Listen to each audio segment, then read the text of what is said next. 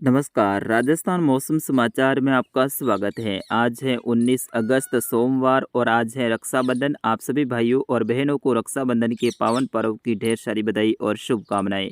बात करेंगे अगले 24 घंटों के दौरान राजस्थान के क्षेत्र में कैसा रहेगा मौसम, किन जिलों में मेघ गर्जना के साथ में मूसलाधार और किन जिलों में हल्की से मध्यम दर्जे की खंड बारिश की गतिविधियां होने की संभावनाएं बन रही हैं।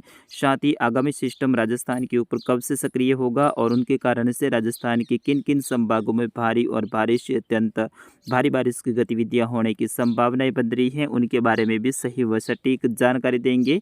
तो आप सभी साथियों से विनंती रहेगी, वीडियो को अंत तक देखिएगा, वीडियो को लाइक और चैनल को सब्सक्राइब जरूर कर दीजिएगा। मित्रों, आप वीडियो को अंत तक तो जरूर देखते हैं लेकिन चैनल को सब्सक्राइब नहीं करते हैं तो ये अच्छी बात नहीं है। आपको चैनल को सब्सक्राइब जरूर करना है, आपका अपना चैनल है, यहाँ पर सही व सटीक जानकारी दी जाती है।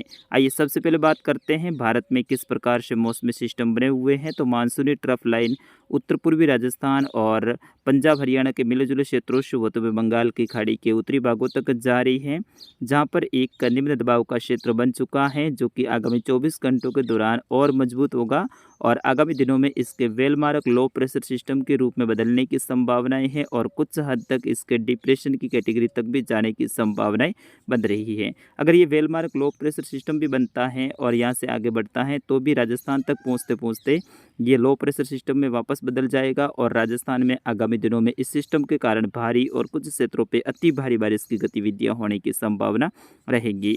फिलहाल ये सिस्टम आगे बढ़ते हुए राजस्थान के आसपास में लगभग 23 अगस्त के आसपास में पहुंचने की संभावनाएं हैं, जिसके कारण से 23, 24, 25 और 26 अगस्त के दौरान राजस्थान के दक्षिण पूर्वी क्षेत्र वही मध्य राजस्थान के अधिकतर क्षेत्रों में भारी और भारी से अत्यंत भारी बारिश की गतिविधियां होने की संभावना रहेगी। वही राजस्थान के अरावली रेंज के आसपास में भी एक कमजोर ट्रफ जैसी गतिविधियां दर्ज की जा रही हैं, जो कि जयपुर भरतपुर संभाग से होते हुए कुछ उदयपुर पाली संभाग से होते हुए उत्तर गुजरात मध्य गुजरात तक जारी हैं।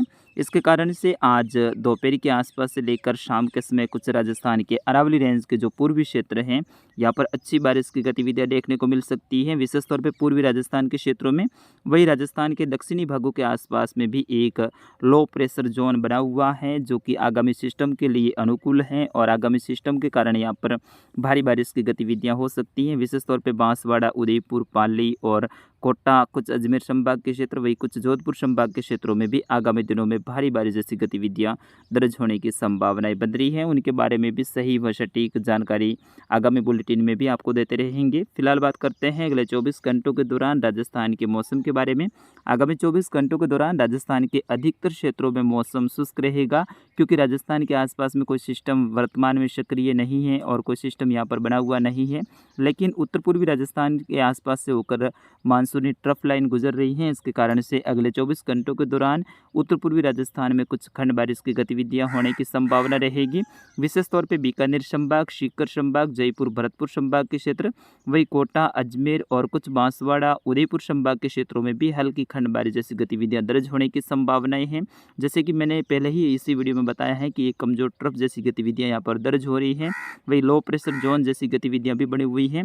इसके कारण से आज केकड़ी से लेकर कुछ बूंदी बारा कोटा झालावाड़ से लेकर भीलवाड़ा चित्तौड़गढ़ राजसमंद के क्षेत्र हैं, वही अजमेर से लेकर ब्यावर दूदू जयपुर नीमका थाना कोटपुतली खेरतल अलवर से लेकर डींग भरतपुर धौलपुर गंगापुर सिटी दौसा सवाईमाधोपुर टोंक के अधिकतर क्षेत्रों में मौसम शुष्क रहने की संभावनाएं हैं, लेकिन यहाँ पर बादल छाए रहेंगे। 20-20 में कुछ छोटे दायरों में यानी कुछ ही तहसीलों के दायरे में यहाँ पर हल्की खंड बारिश की गतिविधियां हो सकती हैं, विशेष तौर पर जयपुर भरतपुर संभाग के क्षेत्र वही कुछ अजमेर संभाग के क्षेत्र भी शामिल रहेंगे।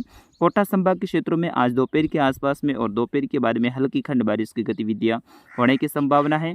कोटा और भरतपुर संभाग के क्षेत्रों में आगामी 20-21 यानी कल शाम से लेकर कुछ 21 अगस्त के आसपास में बारिश की गतिविधियों में फिर से बढ़ोतरी होने की संभावना रहेगी। 22 अगस्त से यहाँ पर मूसलाधार बारिश की गतिविधियों की शुरुआत हो जाएगी।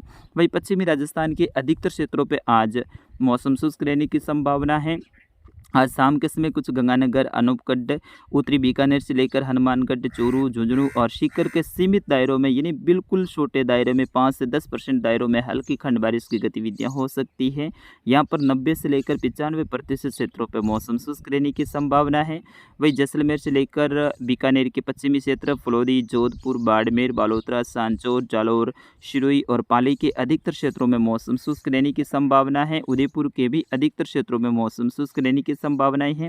लेकिन आज शाम के समय और रात्रि के समय कुछ बाड़मेर के दक्षिण पश्चिमी क्षेत्र है यानी लाल कलर का जो घेरा टिमटिमाता हुआ दिखाई दे रहा है, यहाँ पर हल्के बादलों का निर्माण या पर मौसम जैसे बनने जैसी गतिविधियां कुछ गाँवों में बन सकती हैं। इसकी भी संभावनाएं केवल 5 से 10% है। ज़्यादातर क्षेत्रों पर मौसम शुष्क रहेगा। कुछ सांचौर जिले के पश्चिमी क्षेत्र भी इसमें शामिल रहेंगे। यहाँ पर हल्के बादलों का निर्माण या फिर कुछ मेघ गर्जना वाले बादलों का निर्माण आज रात्रि के समय और शाम के समय देखने को मिल सकता है। इसकी संभावना केवल 10% है। ज़्यादातर क्षेत्रों पर यहाँ पर मौसम शुष्क रहने की संभावनाएं हैं।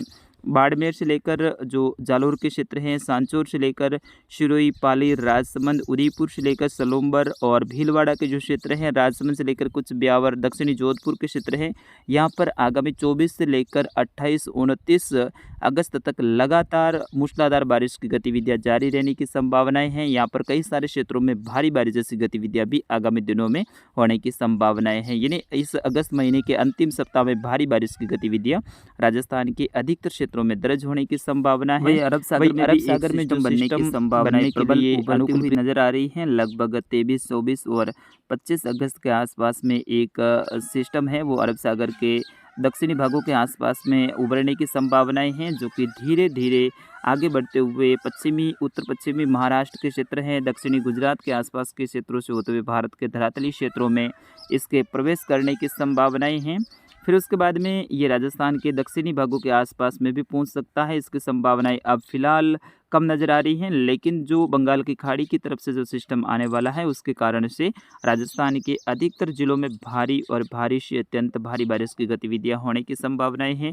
अरब सागर वाला जो सिस्टम है वो लगभग महाराष्ट्र के उत्तरी भागों से लेकर दक्षिणी गुजरात, दक्षिणी राजस्थान के आसपास के क्षेत्र हैं, वही मध्य प्रदेश के जो पश्चिमी क्षेत्र हैं इसको अधिकतर प्रभावित करने वाला है। और इसके कारण से आगामी 25 से लेकर 28-29 अगस्त के आसपास में भारी बारिश की गतिविधियां देखने को मिलेगी। यानी एक तरफ से बंगाल की खाड़ी की तरफ से आने वाला सिस्टम, दूसरी तरफ से अरब सागर से आने वाला सिस्टम, दोनों ही सिस्टमों के मिले जुले प्रभाव से यहाँ पर भीषण बारिश की गतिविधियां आगामी अगस्त महीने के यानी इसी अगस्त महीने के अंतिम सप्ताह में होने की संभावनाएं हैं। कई सारे क्षेत्रों में जलभराव जैसी बाढ़ जैसी स्थिति भी पैदा होने की संभावना रहेगी।